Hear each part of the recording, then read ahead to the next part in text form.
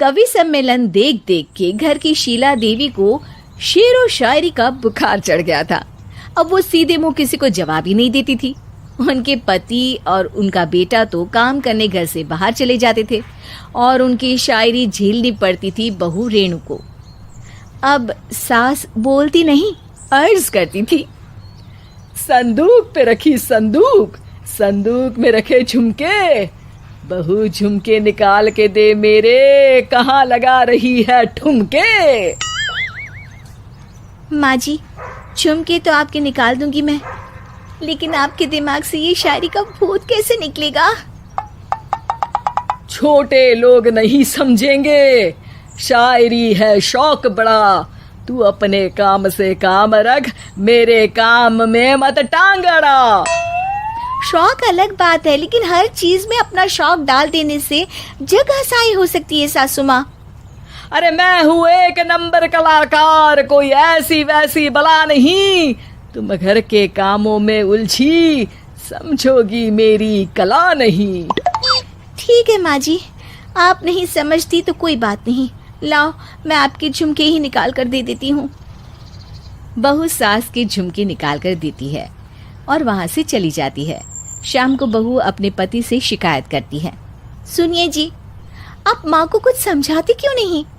अरे क्या समझाना है माँ को? अरे अपनी शायरी थोड़ी कम करे ना। अरे तुमको उनकी शायरी से क्या दिक्कत है? अरे मुझे नहीं, पर पड़ोस में सब लोग हंसते हैं, कहते हैं बुढ़ापे में लोग सठिया जाते हैं, लेकिन शीला जी तो शायर हो गई हैं। अरे लोगों का काम है कहना, लोगों की बातों का क्या टेंशन लेना। अरे वाह, मैंने भी शेर कह दिया, वाह वाह वाह वाह। देख लो, तुमसे किसी ने कहा नहीं और तुम्हारे सामने कोई माँ की बुराई नहीं करता तो तुमको फर्क नहीं पड़ रहा। अरे तुम खामखा की बात का बतंगड़ बना रही हो। चलो चाय बना कर ले आओ मेरे लिए, साथ पियेंगे, कोई ढंग की बातें करेंगे। रेणु चाय बनाने लगती है। पहले वो अपने पति को चाय देती है, फिर सास को और आखिर में अपने ससुर को। लेकिन वो देखती है कि ससुर जी कुछ परेशान से हैं। क्या हुआ ससुर जी, कोई बात हो गई है क्या? अरे तेरी सास बात बात पे शायरी करती है। कल मैंने पूछा कि खाना खाया तो तेरी सास ने क्या जवाब दिया पता है? अरे गलती की और आरोपी ने कोड़े खा लिए फटाफट, खाना तो नहीं पर पकोड़े खा लिए झटाझट। अब बता क्या जवाब दूं इस बात का? वो तो सभी से शायरी में ही बात कर रही हैं, मुझे भी समझ में नहीं आता कि क्या करूं मैं। बेटा उसको उसी की भाषा में जवाब देना पड़ेगा। मैं तो आम बातचीत में भी उसके सामने कुछ नहीं बोल पाता, शायरी में क्या बोलूंगा भला। ससुर ने जैसे ही कहा कि उसको उसी की भाषा में जवाब देना पड़ेगा, बहू को ये बात जच गई।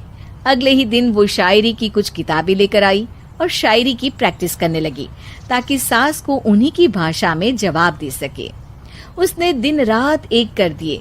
एक दिन सब साथ में बैठकर टीवी देख रहे थे, तभी रेणु सबके लिए बिरयानी बनाकर लाती है, लेकिन सास को बिरयानी भाती नहीं। कौवा करता काऊ काऊ, चिड़िया बोलती ची ची, इतना खराब बिरयानी बनाई है कि मुंह से निकले छी छी।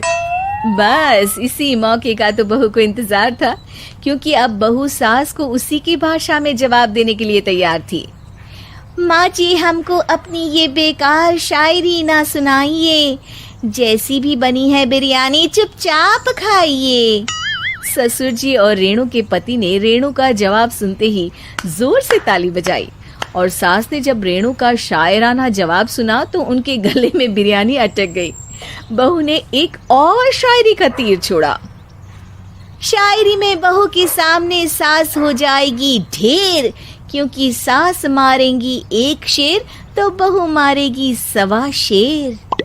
सास को छोड़ के सब वाह वाह करने लगते हैं। आज पहली बार सास को नहले पे दहला मिला था और रेणु ने सास का मुंह चुप करा दिया था। अगले दिन रेणु का पति उससे कहता है, अरे वाह, तुमने तो माँ की बोलती ही बंद कर दी, मजा आ गया। अब मेरे लिए कुछ बना दो, खाकर मैं काम पर चला जाऊं।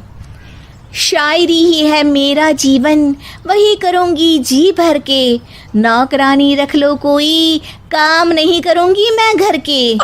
अरे तुम क्या माँ जैसी हरकतें करने लगी, सीधे सीधे बात करो ना। हो गई कल शायरी, रोज थोड़ी ना करोगी। शीशी भरी गुलाब की पत्थर पे फोड़ दो, जो मुझे शायरी से रोके उसके कान मरोड़ दो। पति घबराकर वहां से चला जाता है और बाहर उसके पिताजी के पास जाकर बैठ जाता है। दोनों अपनी बीवियों की शायरी से परेशान है। ससुर को पछतावा होता है कि क्यों उसने बहू को सास की भाषा में ही जवाब देने का आइडिया दिया। अब तो घर में दो दो शायर हैं।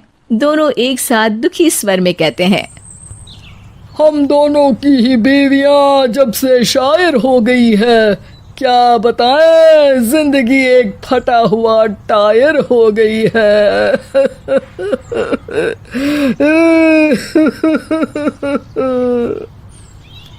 हम दोनों की ही बीवियां जब से शायर हो गई है, क्या बताएं, जिंदगी एक फटा हुआ टायर हो गई है।